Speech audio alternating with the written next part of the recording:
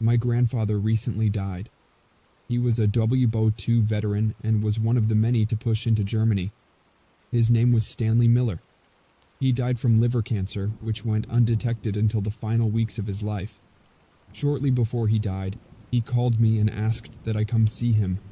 When I arrived, he cleared the room and told me this story.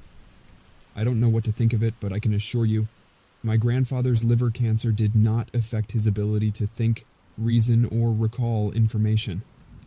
What follows is his story. I have paraphrased some things and altered a few words to make his meaning more clear, but I have not changed the narrative of his story. Just before the war ended, we were ordered to capture this little town that we thought might have some POWs or civilian prisoners. It wasn't big enough to have a big camp, so our best guess was that it was for high-ranking members of the military that had been captured. I'm not going to tell you the town or the specifics of the guys I was with at the time, but we were told that there weren't going to be many German soldiers in the town, and to take as many prisoners as possible. Obviously, that plan wasn't quite followed through when it really hit the fan. It turned out that they had a few tanks in the town as well as some more elite soldiers. Most of them were killed when we took the town, and most of the ones that were captured refused to talk. Pretty soon after we took the town, we found out that there was a research center built into the side of a mountain. There was no way we were getting into it without some high-powered explosives or somebody inside deciding to open the doors. It was built to look like an old mine until you got into it. Then there was this massive steel bunker door. Rumors started up that there was some real fucked up shit going on behind those doors. Not the run-of-the-mill stuff that we'd learned about, but really fucked up shit. We heard from the captured soldiers that it was an occult research facility. We got orders to starve out whoever was inside, and so we just sat on our asses for the better part of 2 weeks, waiting for the door to open. I was on guard duty when the fuckers inside decided that they didn't want to be inside anymore. I was with 3 other guys, sitting outside the entrance to the bunker when the doors opened. It started as distant screaming, like somebody was being burned alive. Just constant screaming. We had no idea what was going on. Everybody jumped up and started looking around. Our first thought was that we were being attacked. That's when the things started to run out of the bunker.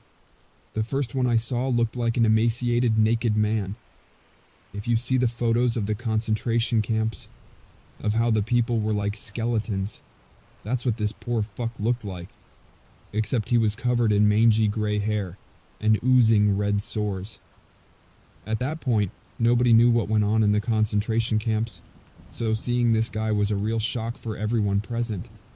The guy stumbles out, moaning and wailing, then he trips and falls over, and I see another guy behind him. This one looked like him, but worse. There was a tangle of wires coming out of his arm, and half his skin was missing. The skin that was on him, it was yellow, with blue-gold veins running up and down. The third one didn't even have any skin, he was just muscle and bones and ligaments. There wasn't any eyes, just glowing red dots in his face. Then, the monsters started coming out. Something that looked like a dog with giant spider's legs sewn onto its back.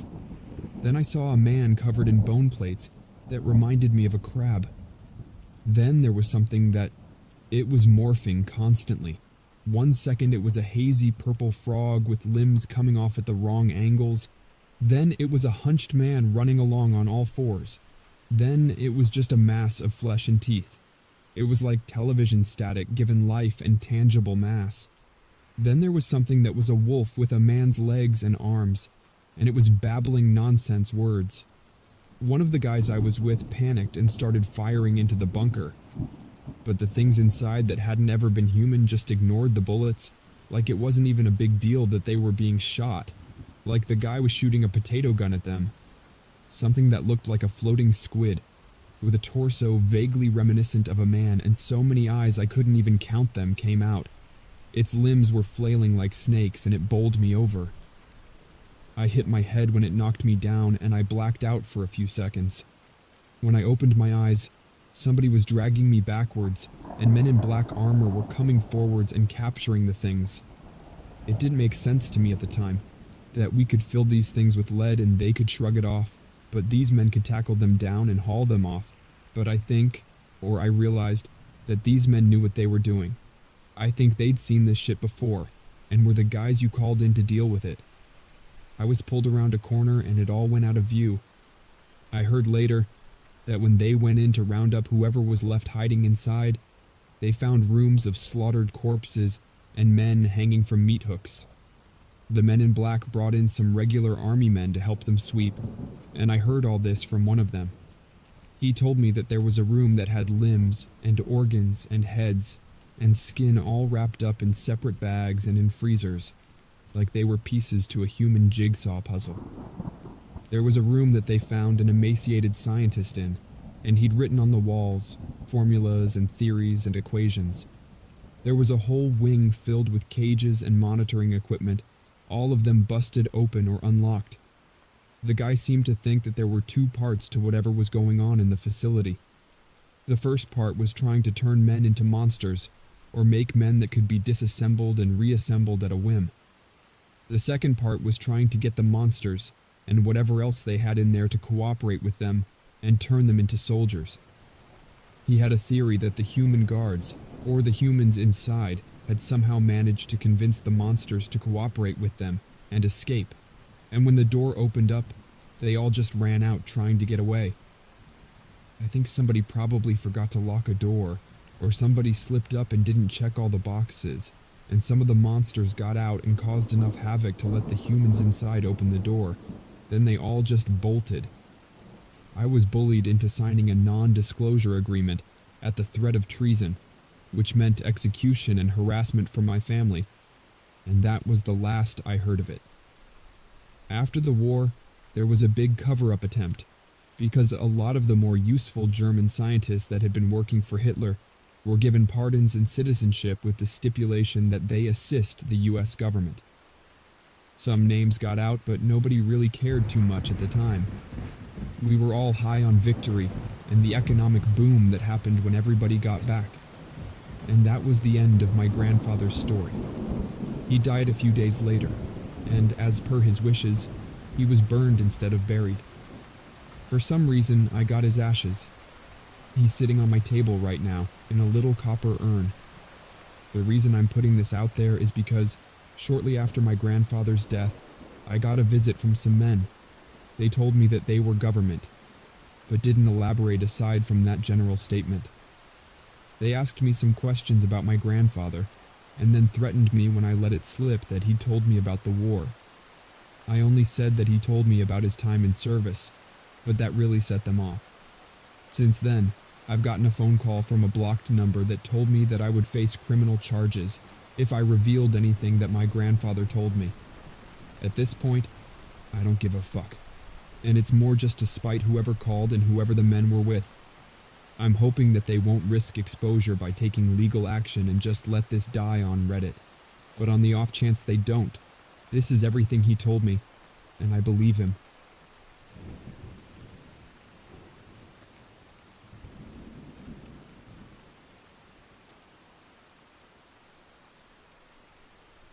I have been living alone for the last 2 years. Fresh out of college, I got a very stable and very isolating job in work-from-home data entry for a large medical company out west.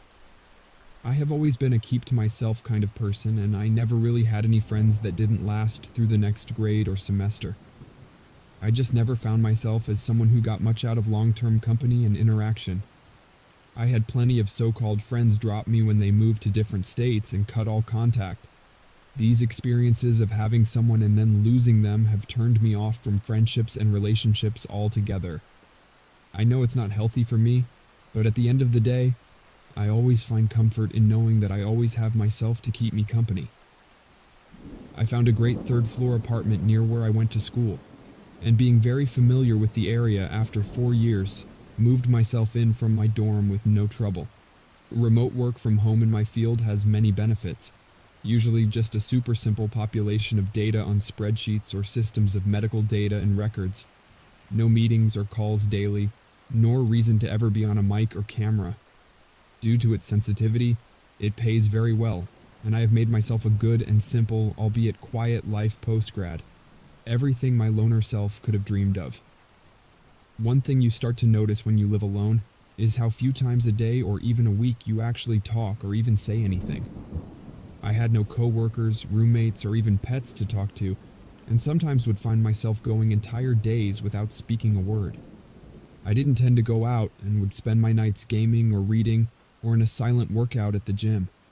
It is a strangely peaceful existence not having to talk or hold any conversations. When I would talk at a restaurant, to the doctor, or to my mom on one of her monthly calls, I would often have an odd experience hearing my voice, as if it was the voice of another being projected through me. Usually, just an odd feeling to shake off, like how it feels to eat food you have not eaten for a while, a sensory adjustment to the now changed world around me. This had never been something I had dwelt on in the past, as usually I would go a day or two before eventually having to talk, never really thinking of it as a disturbing or unusual experience. That was until last night.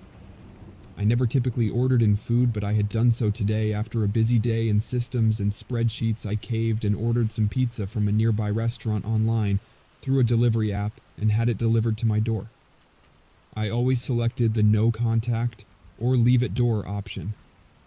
Chalk it up to my growing antisocial personality, but if I could minimize any human interaction and maintain my almost monastic vow of silence, it was a win for me. As I pushed back onto my living room couch, I waited for my food, which was to arrive in a few minutes. This peace was shattered by a firm but gentle knock on my door. Odd, I thought to myself as I checked the leave at door option, but mistakes happen. I was not pressed over it at all, especially as someone who had driven for a similar delivery app during the pandemic.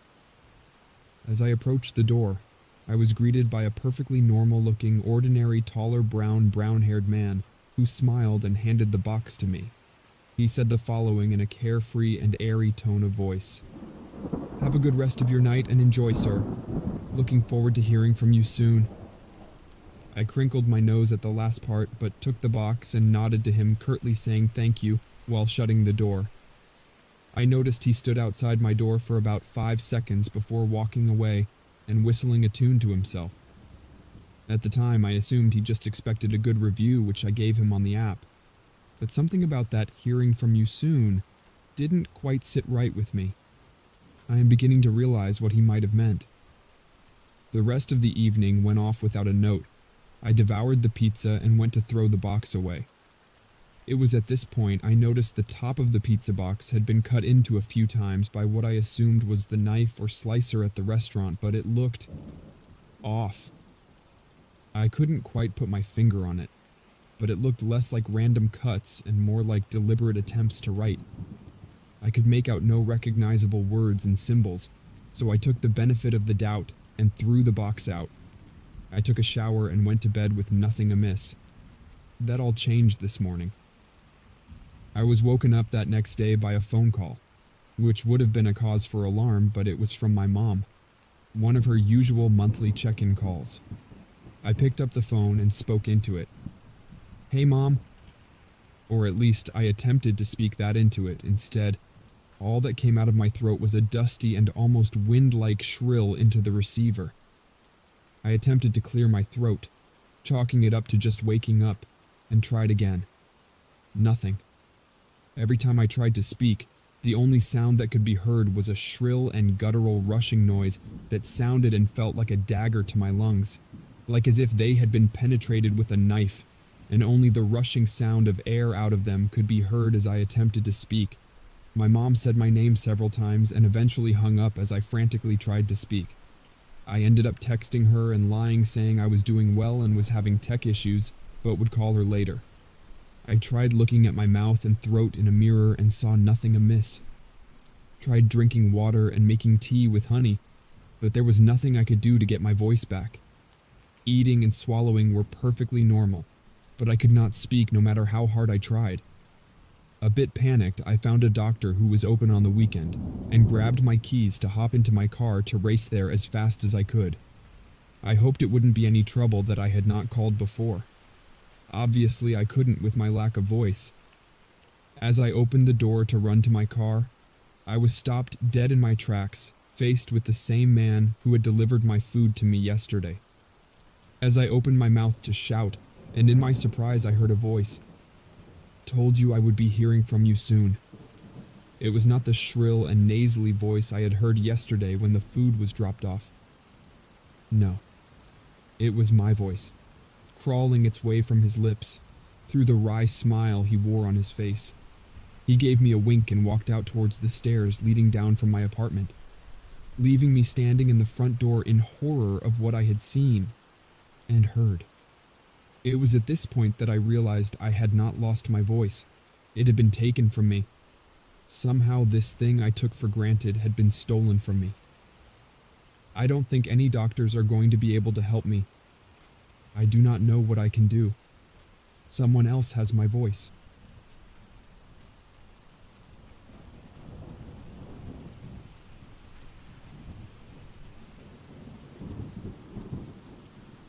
I live out in the Middle East as an expat, but I've been here for 16 years, so I basically count it as home. We have a lot of desert here, and I mean a lot. More than half the bloody country is a desert, so naturally outdoorsy people like me go camping quite often under the blanket of the stars and galaxies. There is 1 month of the year when it's possible to go camping without either freezing your ass off or dying from the immense heat.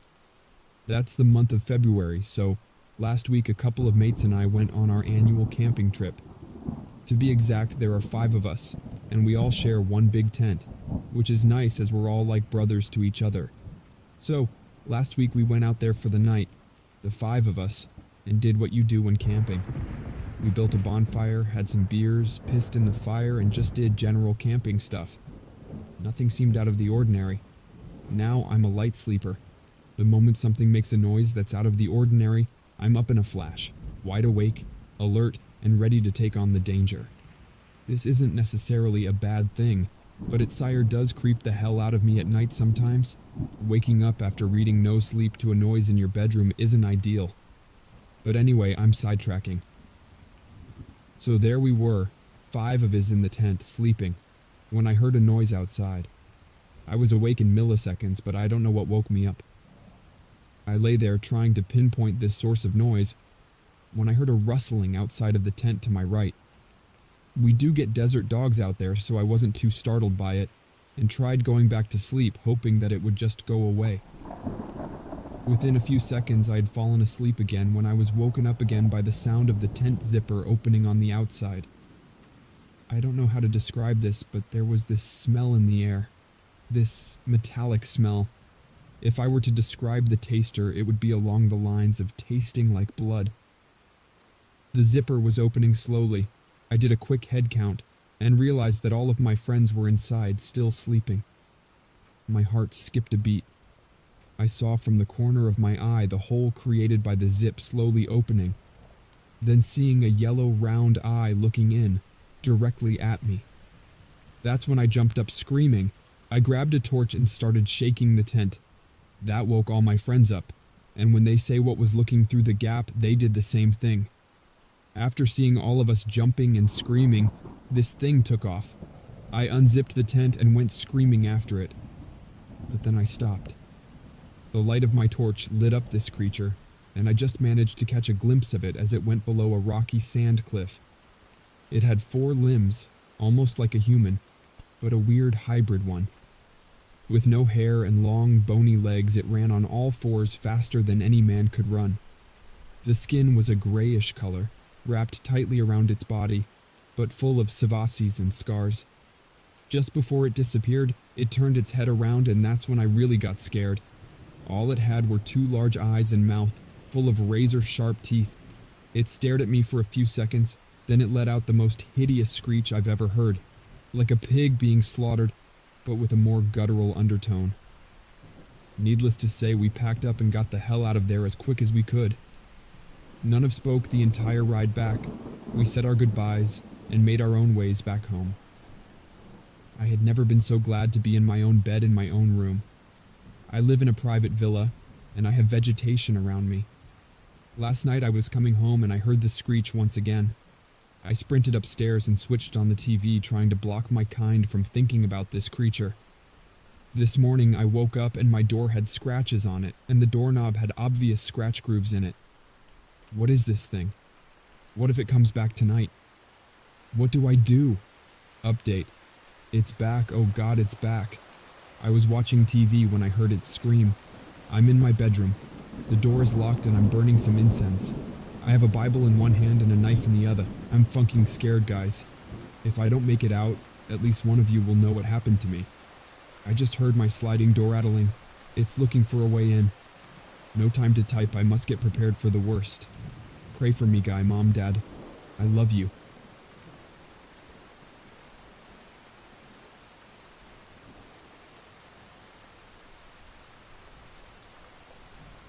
I'm sure the first thing you think of when you hear toll booth is the great inconvenience of your trip being interrupted to be charged a few bucks just to pass through. The mental image most of you might conjure is a clogged up freeway with lines of cars packed together, waiting to pay and move on. I can imagine the people who work at those booths find it even more boring than you do. The one I work at couldn't be further from the stereotype. The toll booth I operate is situated on a small country road that curves a few times along its path through the woods surrounding it, far away from any bustling highway. The booth itself is more like a little wooden shack, with chipped paint and an old sign that reads 25C, an amount I don't believe has changed since sometime in the 50s.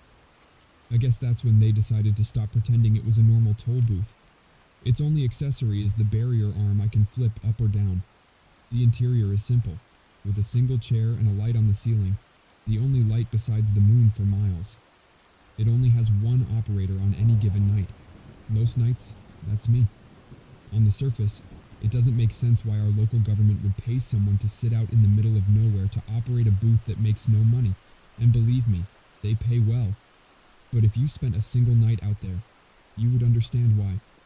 No, there isn't a sudden influx of 1,000 cars waiting to pay their tolls at 3 a.m. What we protect by keeping this booth running is worth far more than any monetary cost could make up for.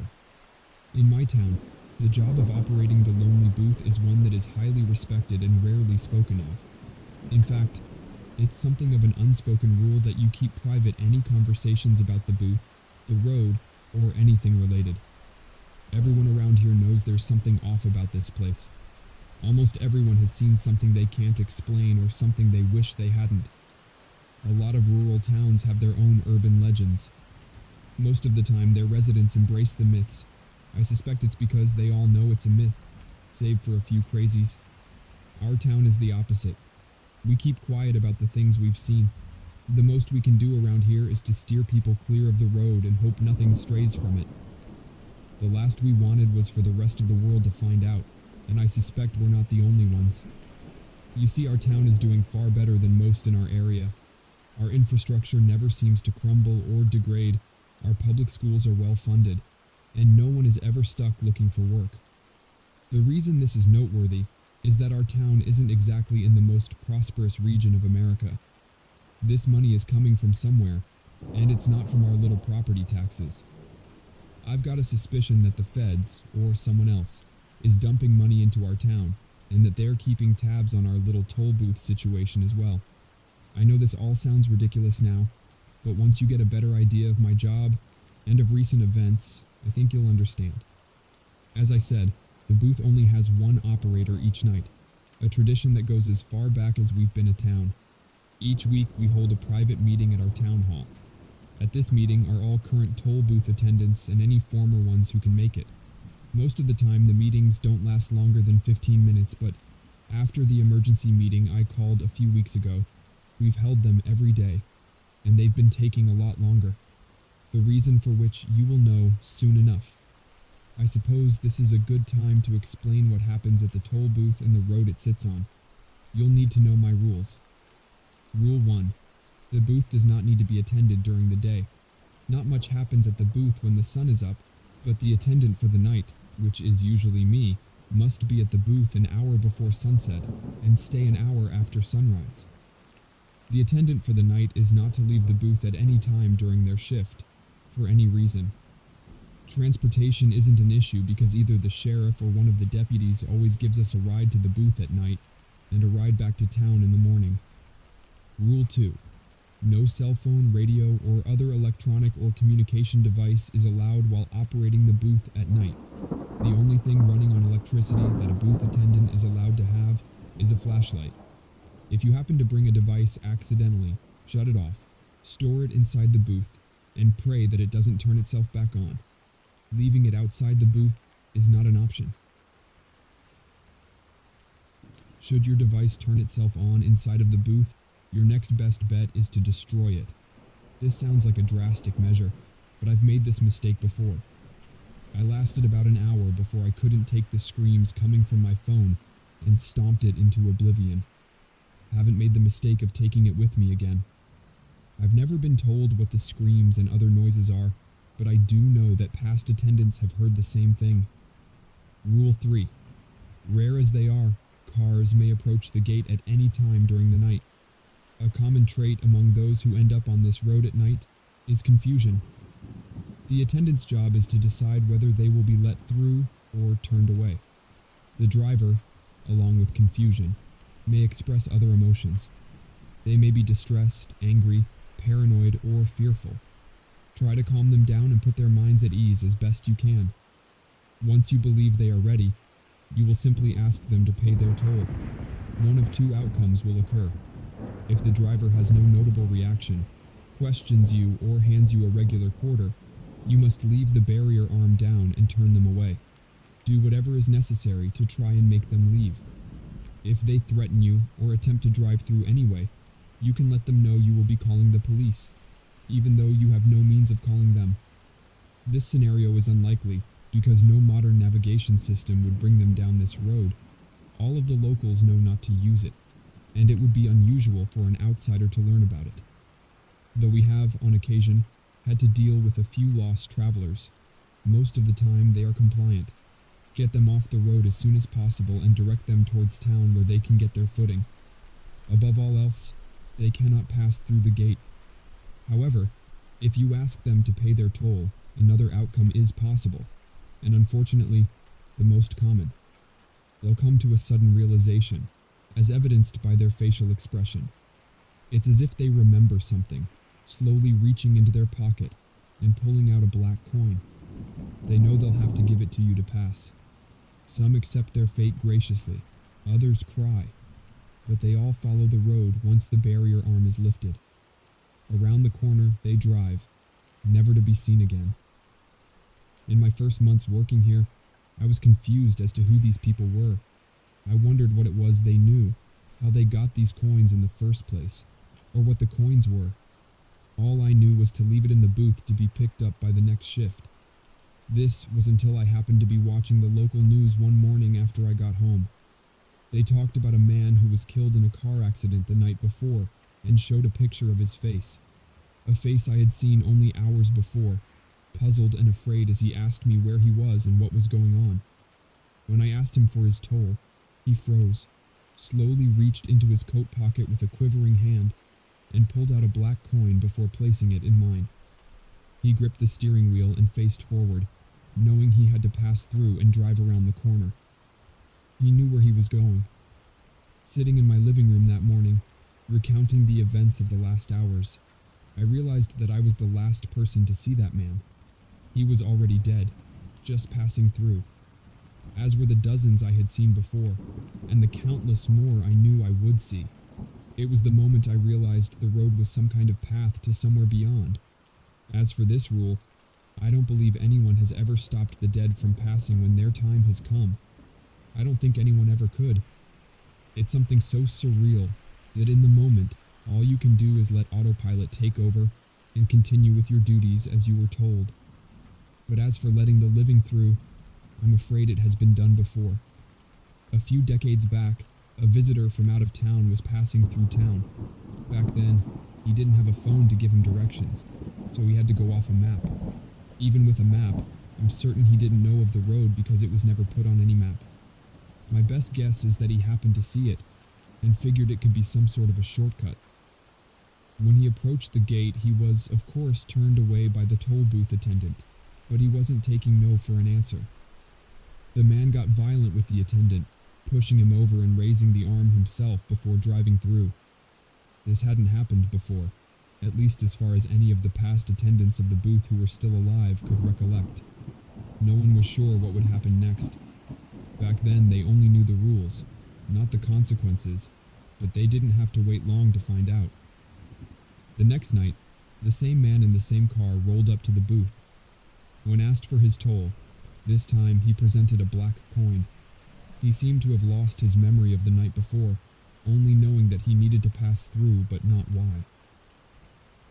This has continued every night for the last several decades. Each night he pulls up, confused as to why he's here and needs to pass, and forgetting each time. Each night he gives us a coin. Each time he passes on, driving around the bend into the woods, not seen until the next night. He never ages and his appearance never changes. Sometimes he even says the same exact thing as the night before. Other times he expresses a sense that he's been here before, and that everything feels familiar, like he almost remembers sometimes. His fate is one I wouldn't wish upon my worst enemies. Dead, but not being allowed to move on and never remembering why you're there. Living the same moment night after night until who knows when. His story is one that reminds me of the importance of our job here, but not the only one. Rule 4. At some random point in the night, you may hear something moving through the trees. Something big. Sometimes they emerge from the woods, other times they'll be coming down the road. Try not to be afraid. No harm is coming your way. Quite the opposite. However, I can see how this would be hard to believe. In any case, you need to raise the arm and let them through. I remember the first time I saw them. I could hear a clop somewhere down the road, coming towards the booth like a horse galloping. I rose to my feet and grabbed my flashlight, intrigued. I remember hoping it wasn't someone's horse. I had never been told what to do in that scenario. When I did point my flashlight at the road, I nearly had a heart attack at the sight before me. A bull moose was approaching with a brisk walk. Of course I was warned of this, but the details I was given were vague. All I was told was that a moose might approach the gate, and I was supposed to let it through. I wasn't told that this thing stands at around 9 or 10 feet at the shoulder, or that its fur is so dark I couldn't see it without my flashlight save for the massive antlers, which are white as snow in contrast. The only other part of its body clearly visible from afar were its eyes, which shone with a small speck of white light, glowing in the darkness. I screamed and retreated to my booth, tempted to run off into the night and abandon my post. Fortunately, the moose slowed its pace and eventually stopped in front of the barrier arm. This calmed me down and I slowly raised it, watching as the moose approached to pass. As it did, I noticed the halter and reins on its head. I followed them up, only to meet another set of eyes, identical to the moose's, towering over me. Again I yelled, but contained my volume when I realized whoever or whatever this was on top of the moose was making eye contact with me as they passed. This figure was dark, if not darker than the moose it rode on. Something akin to a shadow. Just like everyone in their cars, they walked down the road, beyond the bend and out of sight. I had to sit down for half an hour before I stopped shaking. Needless to say, I wasn't very happy those finer details had been left out. Only after my shift and expressing my frustration was I told more. Apparently this hunter and his moose have been around a long time. So long that no attendant alive today can remember a time without them. Some believe they've been here for the past couple hundred years or more, possibly as long as the strange road and the booth have been around. What we do know is that they aren't bound to the road like the others. At our town hall, we possess a written account of the hunter and his mount riding right through town in the middle of the night back in 1919. To this day, a few residents have seen the moose while they're driving at night. You may be wondering why I refer to the figure on the moose's back as the hunter. Well, that's what us attendants call him. Every so often he and his moose will arrive at the booth, dragging a corpse behind them. When I say corpse, I don't mean an animal, or even a human for that matter. I mean abominations out of your wildest nightmares. Things that send a shiver down your spine and make you want to vomit at the same time. Things you would expect to find talked about in a religious text when the end of days comes. The hunter drags these things down the road and around the curve. I can't be certain of anything, but if you ask me, he's taking them back to some sort of afterlife, or underworld. Maybe it's the same place the dead go when they drive around the curve. Or maybe somewhere in the road is a pathway to many different places. I couldn't tell you. What I believe, like the other attendants and anyone who knows about the hunter and his moose, is that they're here to protect us. Whatever these things are that he's taking with him aren't supposed to be here in the first place, and he's just here to set things right. I only noticed my heavy breathing after all was quiet again. It took me an hour to work up the courage to leave the tree line and return to my booth. When I did, I noticed the tooth from the clown lying on the road and collected it. Fortunately for me, the rest of my shift was uneventful. Unfortunately, the hunter never returned with the clown. When the sheriff picked me up at sunrise, I told him to hurry to the town hall for an emergency meeting. During the drive, I contacted everyone else and told them to get there as soon as possible. At the meeting, I presented the tooth and gave an account of what I had just witnessed. There was a mix of emotions. None of the other attendants had ever seen something escape from the hunter before, and none knew what it meant. The agreed-upon action was to wait at least a week. It's unusual to not see the hunter and his moose for more than a week, so we figured he would catch the clown in the next couple of days and all would be sorted. I dearly wish that was what happened. A day later, a video surfaced on the internet from the town over. It showed a pair of deer antlers sticking out above the tops of trees as the man recording was driving. A few days after that, another video. This one was recorded by a woman who awoke in the middle of the night to laughter outside. Halfway through the video, you can see the antlers and part of the hat outside of a second-story window. The woman recording didn't notice, but commenters on the video sure did. Last week, someone halfway across the state uploaded a grainy photo of a black moose on a hill in a clearing between the trees, far off in the distance. These are just the ones I've seen. Now you can see why we've been having meetings every week. I can tell we're not the only ones in a panic either. Strangers started showing up around town, and not the kind that are just passing through. They try their best to fit in, but they stick out like a sore thumb. The dead giveaway is when they show up to our bars and diners, striking up a conversation before asking folk what they've seen around here lately, asking about the booth and the strange road. In the last week or so, they've stopped trying so hard to hide it. Black government SUVs have been crowding the parking spaces downtown. We kept the tooth in the town hall along with every other document and record we have about the booth, and now it's all missing. It's clear that whatever happened that night wasn't supposed to, and we weren't the only ones who noticed. I didn't work last night, but the attendant who did had a lot to report this morning in our meeting. The feds drove out to the booth and took a look around. He pleaded with them not to drive through, but in response, they told him they already knew why they shouldn't. Something we weren't expecting. It's only a matter of time before they come for me. I suppose I'll tell them the truth when the time comes. As much as we like to keep it a secret in our town, the genie is out of the bottle. I figured I would at least tell all of you before the feds. Every one of you should know what's out there. As for me, I'll keep watching the booth at night. Sticking to my duties is about all I can do.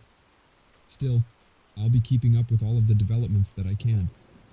I can only guess based on the posts I've strung together, but it looks like the clown is still on the move, and our hunter close behind. I can only pray that he catches it soon. In the meantime, if you hear strange laughter in your backyard at night, stay inside.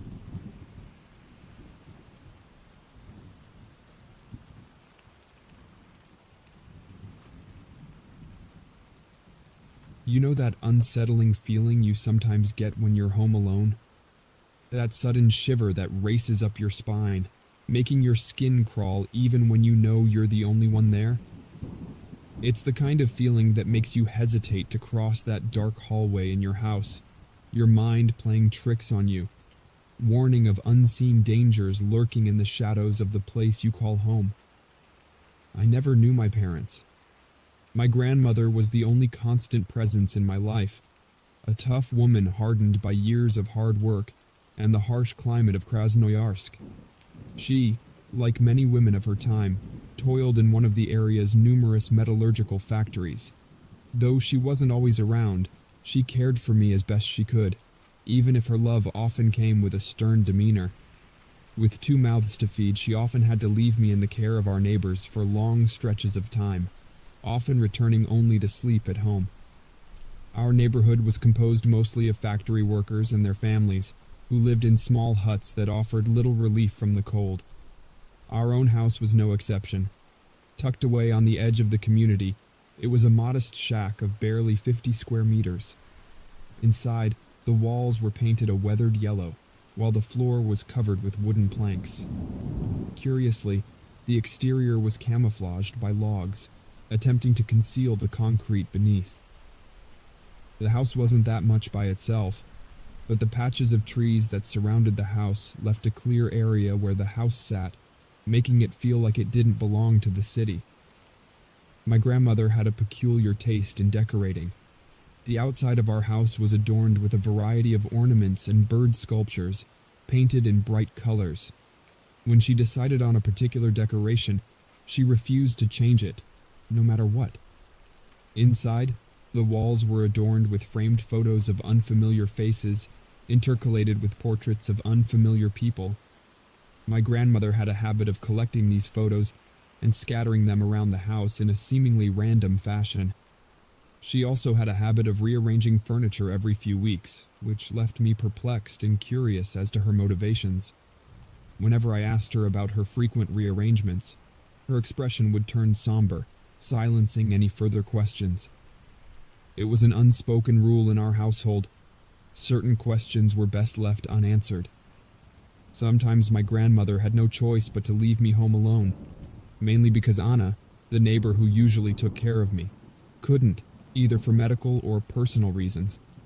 On those days, she would come home from work earlier than usual and seem more exhausted than ever.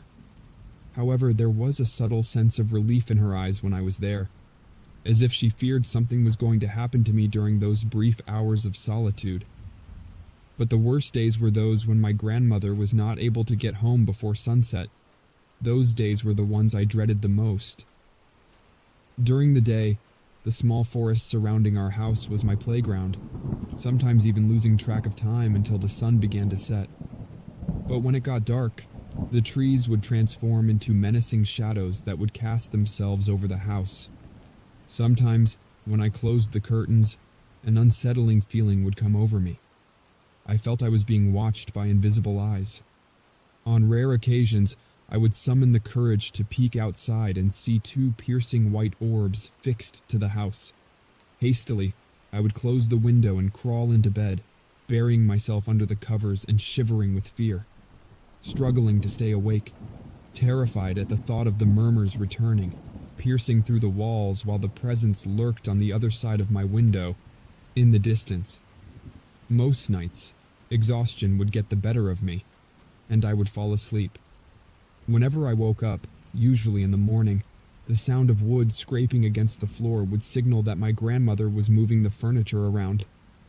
Shut in my room until she was done, listening to the eerie symphony of the wood slowly and leisurely creeping against each other while I waited for her approval to leave the room.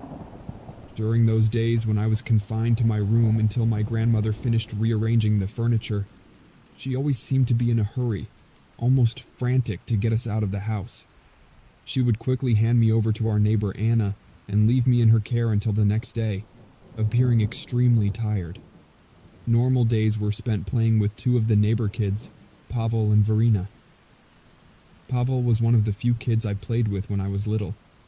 He never let the stories that were told about our house and my grandmother be a problem for us to become friends. We met playing one day like any other day on the back of the river that crosses the back of our neighborhood. We started a competition to see who was able to roll a stone over the water the most times. We spent hours running up and down, looking at all the possible stones to find the perfect ones that would lead us to victory against each other. I lost the competition that day, but I got the best friendship I could have wished for. We met Varinka 2 years later. Her parents moved to our neighborhood from another nearby city because they got an offer in one of the factories.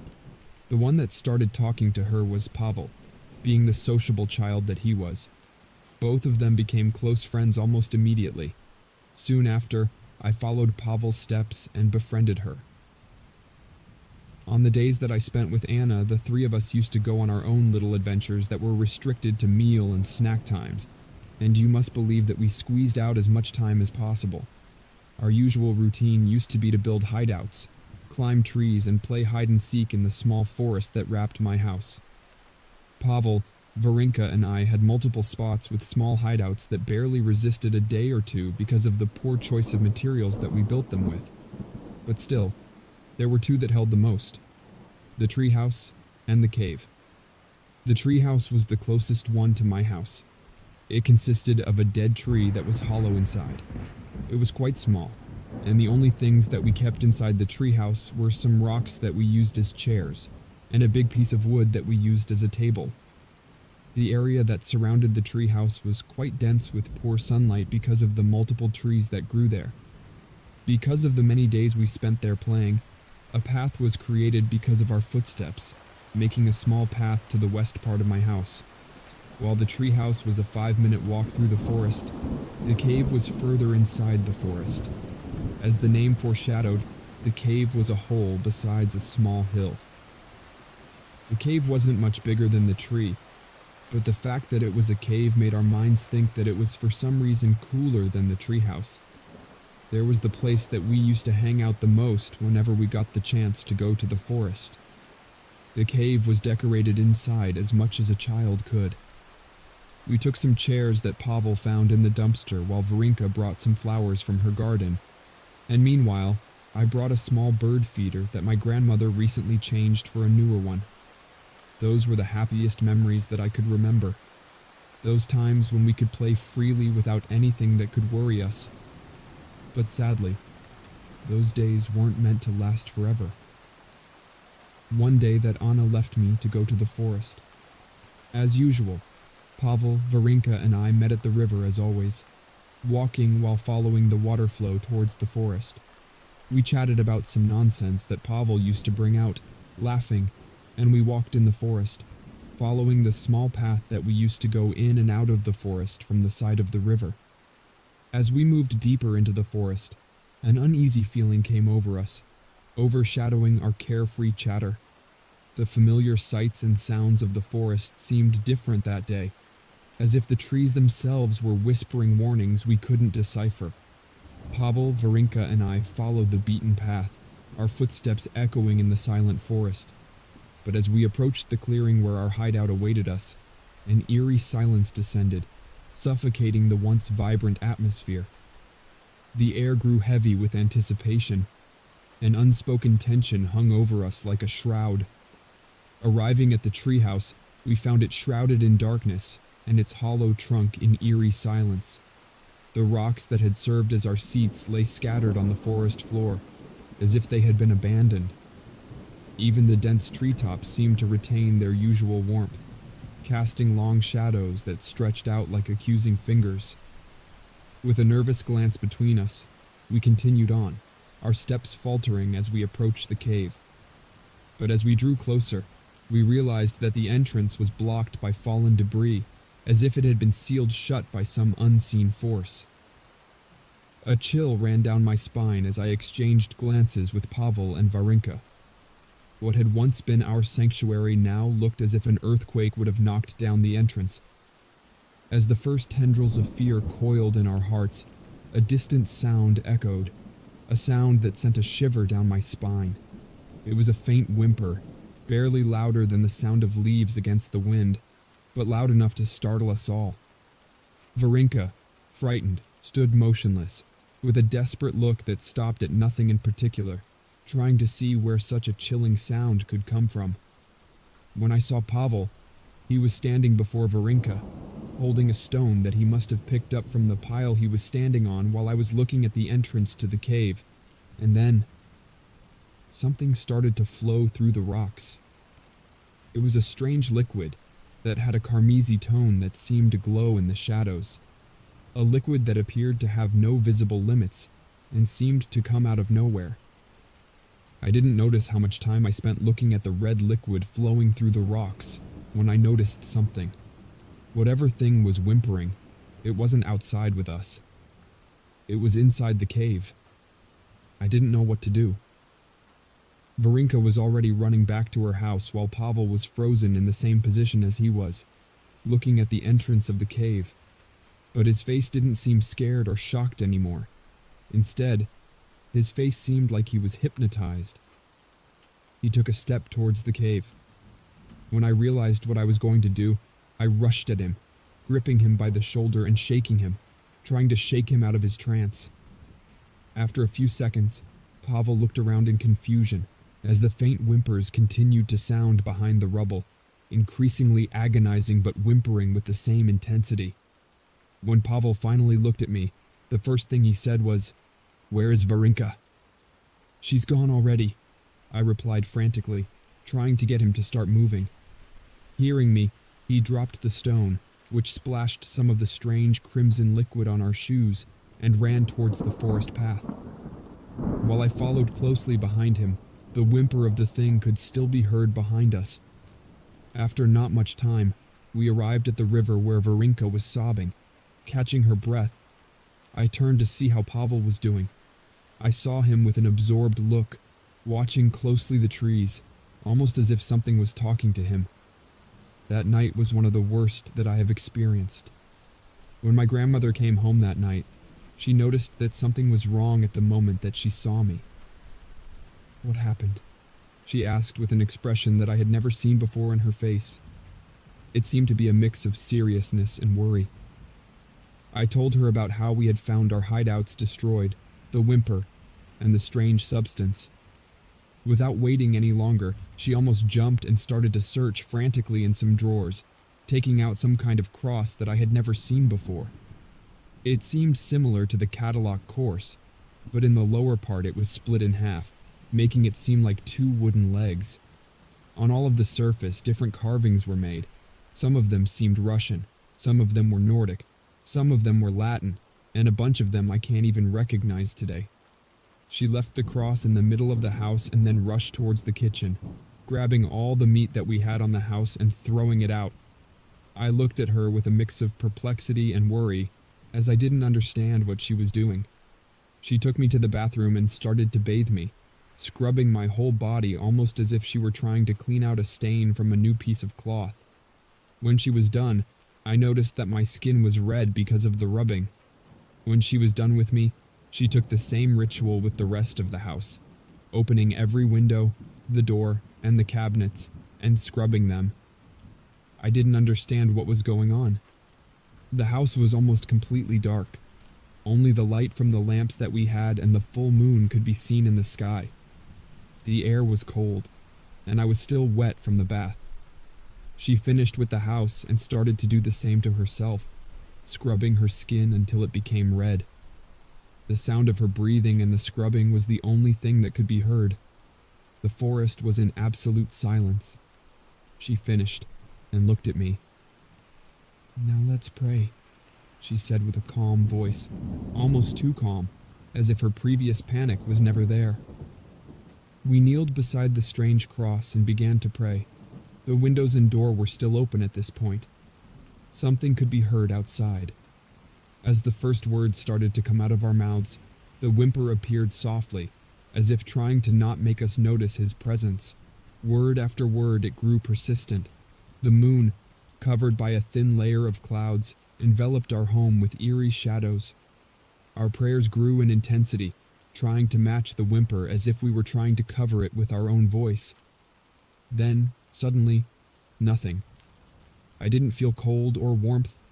I didn't feel my hand brushing against my grandmother's hand, the numbness in my knees from kneeling, the cold of the night against my skin. Just the whimpering weak, almost pleasant and sweet, like a mother's call or like the sun against your skin on a spring evening. I wanted to answer him, to go to him, to let myself go. A pull. When I came to my senses, I was on the porch. As I looked around frantically, I saw my grandmother pulling me with a terror I could never have imagined to have seen on her face. Then I looked to where her gaze was fixed. Slowly, as I gazed through those bird ornamentations that I had become so used to seeing, I looked towards the trees. Orbs. Dozens. No, hundreds of them looking at us. I rushed inside in an instant, catching my grandmother by surprise. Stuttering, she kept praying, leaving the door still open. Once again, we knelt.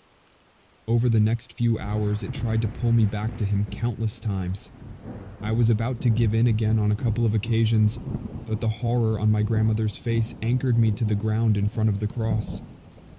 At one point in time, the night began to fade, leaving behind its shadows and with it those observant orbs, waiting for a mistake to jump towards us, changing its place with a tenuous golden light, which with its arrival marked the end of the nightmare of that night, with the whimpering becoming weaker and weaker.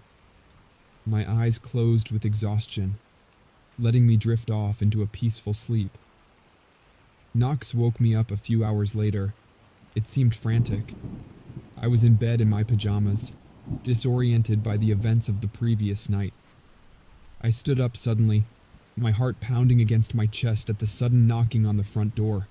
I got up to see who was banging on the front door. "Yakov!" Someone screamed on the other side of the door with an anguished voice. "Yakov, please open the door." I ran towards the door, opening it as I recognized the voice on the other side. It was the voice of Anna. What happened, Anna?" In a scared tone, I was able to ask her. It was an unusual situation. Anna didn't like to get too close to my house, so seeing her here on the porch was something that I didn't expect at all. "Pavel," she was able to tell under a sigh, "Pavel is lost." My world started to shatter as Anna was able to say those words. She continued talking, asking me questions frantically, but my mind wasn't there. "Do you know where he is? Did he by any chance go to your house the last night?" Anna said. Whimpers, I thought out loud. Anna tried to speak. "What?" Before she could even finish what she was saying, I started to run, barefoot. I ran faster than I even imagined that I could. The adrenaline pumping in my veins kept the pain away from my feet. I really ran. As fast as I could, I really tried. When I arrived at the cave, it was too late. The Karmazi substance was only touching the stones, almost as if avoiding the ground. Once I looked up, I saw an entrance. For some reason, a hole could be seen in the middle of the debris. "Pavel," I cried out, my voice trembling with fear and desperation. But there was no response.